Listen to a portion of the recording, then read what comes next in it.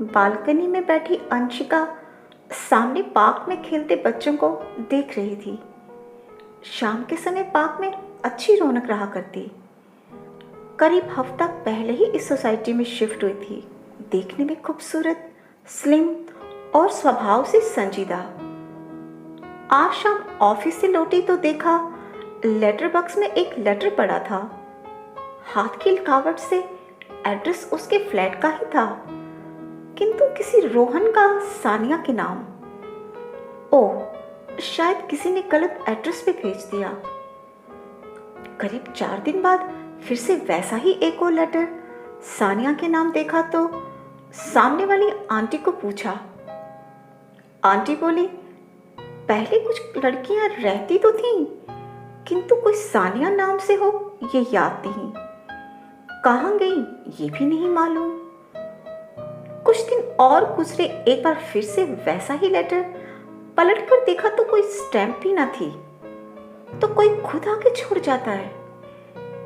पिछले कुछ दिनों में करीब 5 लेटर आ चुके थे। अंशिका ने सभी संभाल कर सामने शेल्फ पे रख दिए। आज ऑफिस में अंशिका का दिन खास अच्छा न गुजरा था। मूड ऑफ सा था। घर आ कॉफी बना चेयर पे बैठी, तभी उसकी नजर सामने पड़े लेटर्स पर पड़ी।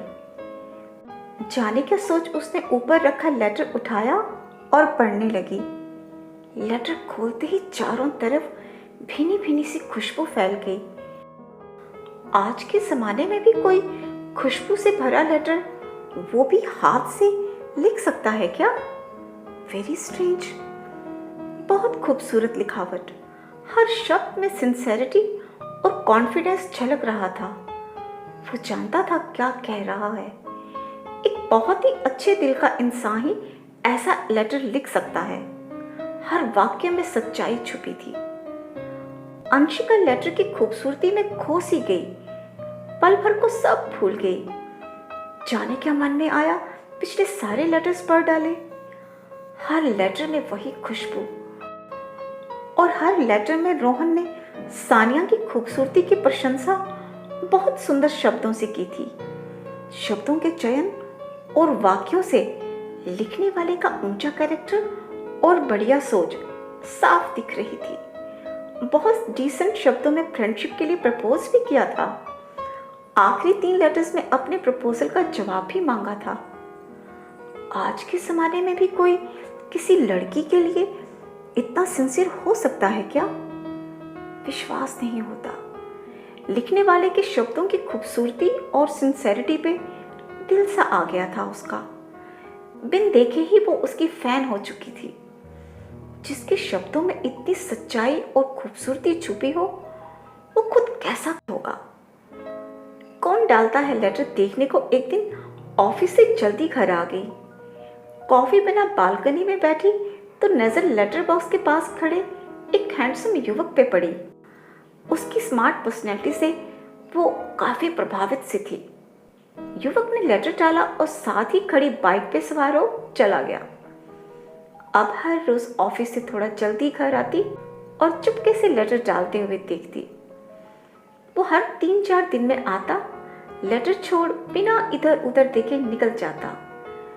लेटर पढ़ने को बेकरार सी रहने लगी थी वो।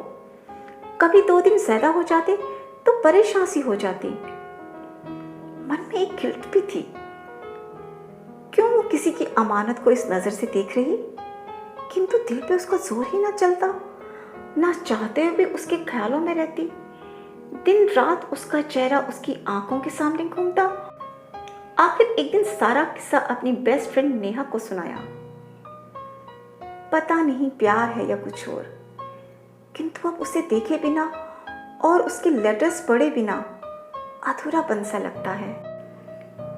नेहा कुछ देर खामोश रही, फिर संजीदा हो बोली, जानते हो ना, वो किसी सानिया को चाहता है, तो क्यों इंतजार करती हो उसका?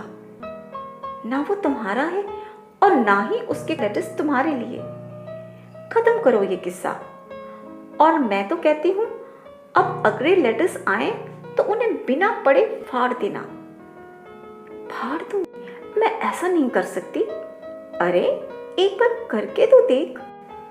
नेहा उसे गुमसुम सा छोड़ के चली गई। 2-3 दिन के बाद उसे फिर लेटर डालते देखा तो सच्चाई बताने को बाहर निकली। अंशिका को वो देख क्षण भर रुका, किंतु अंशिका चाहते हुए भी आवाज न दे पाई। शायद वो खुद भी बताना नहीं चाहती कि सानिया यहां नहीं रहती। यदि उसने लेटर डालना बंद कर दिया तो कुछ पल रुककर वो बाइक पे बैठा और चला गया।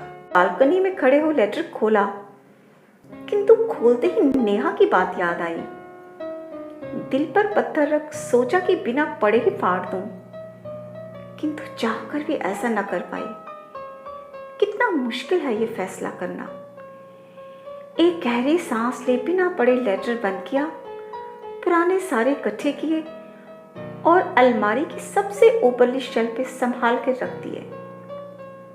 उस रात नींद भी ना आई। खुद से ही लड़ाई चलती रही। जाने क्यों फिर भी अगले लेटर का इंतजार था। 2 दिन गुजरे, 3 दिन गुजर गए, लेटर ना आया। चिंता सी हो चली, क्या हुआ होगा और वो क्यों ना आया। कहीं कुछ नहीं, सब ठीक ही होगा। हो सकता है बिजी हो, शहर से बाहर भी तो जा सकता है। दिन बीते, फिर हफ्ते और समय बीतता गया। फिर कोई लेटर रोहन का सानिया के नाम ना आया। आज शाम करीब 3 साल बाद बेंच पे बैठी अंशिका एक बार फिर सोच रही थी, वो फिर क्यों ना आया। अचानक एक बॉल आकर पैरों में लगी। देखा तो सामने प्यारी सी फ्रॉक पहने एक नन्ही सी बच्ची खेलते खेलते गिर गई थी और बॉल हाथ से छूट गई। जल्दी से बच्ची को उठाया और फिर कुछ देर उसके साथ खेलती रही। अचानक हेलो सानिया सुनकर चौंक सी गई। देखा तो वही बाइक सवार रोहन खड़ा था। बच्ची पापा कहते हुए रोहन की टांगों से जा लिपटी। रोहन के मुंह से सानिया नाम सुना तो कुछ अजीब सा लगा। जी आप मुझसे बात कर रहे हैं? हल्के से मुस्कुराते हुए रोहन बोला, तुमसे ही बात कर रहा हूं। तुम सानिया हो ना? नहीं तो, मैं तो अंशिका हूं। अंशिका नाम सुनते ही रोहन के चेहरे का रंग अचानक बदल सा गया। यानी तुम्हारा नाम सानिया नहीं है? किंतु मैंने तुम्हें कॉलेज में सानिया नाम से फॉर्म भरते देखा था। मैं भी उस दिन कुछ काम से कॉलेज गया था। अच्छा, उस रोज? वो तो मैं अपनी कजन का फॉर्म भर रही थी। कुछ देर खामोश रहने के बाद रोहन बोला, ओह, तभी मेरी लेटर्स का जवाब नहीं आया। मैंने तो आखिरी लेटर में जवाब भी मांगा था और मिलने की बात भी लिखी थी, किंतु बहुत दिन इंतजार करने पर भी तुम्हारा कोई जवाब ना आया तो मैं समझ गया तुम मेरे लिए नहीं बनी हो।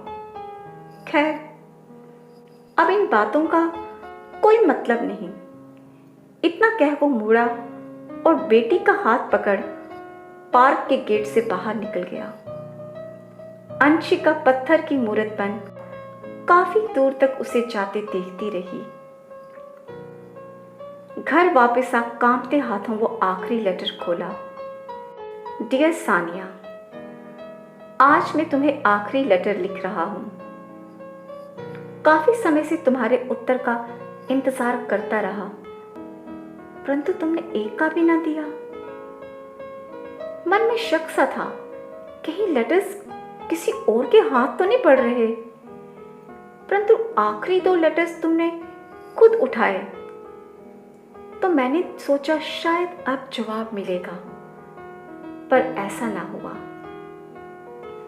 मैं एक फ्रेंच कंपनी में इंजीनियर हूं और अगले महीने 3 साल के प्रोजेक्ट पे यूएस जा रहा हूं। इस लेटर में तुम्हें शादी के लिए प्रपोज कर रहा हूं। शादी के बाद तुम्हें साथ यूएस ले जाना चाहता हूं। यदि तुम मेरा प्रपोजल एक्सेप्ट करती हो तो मुझे नीचे लिखे नंबर पे कॉल या मेल करना। मैं अपने मम्मी पापा को तुम्हारे घर भेज दूंगा। अगले हफ्ते उनके पास दिल्ली जा रहा हूँ, वहीं से अगले महीने यूएस चला जाऊंगा। अपना उत्तर इस हफ्ते ज़रूर देना। तुम्हारी कॉल का इंतज़ार करूंगा। रोहन। अंशिका ने एक लंबी सांस ली। काश उस दिन ये लेटर पढ़ लिया होता।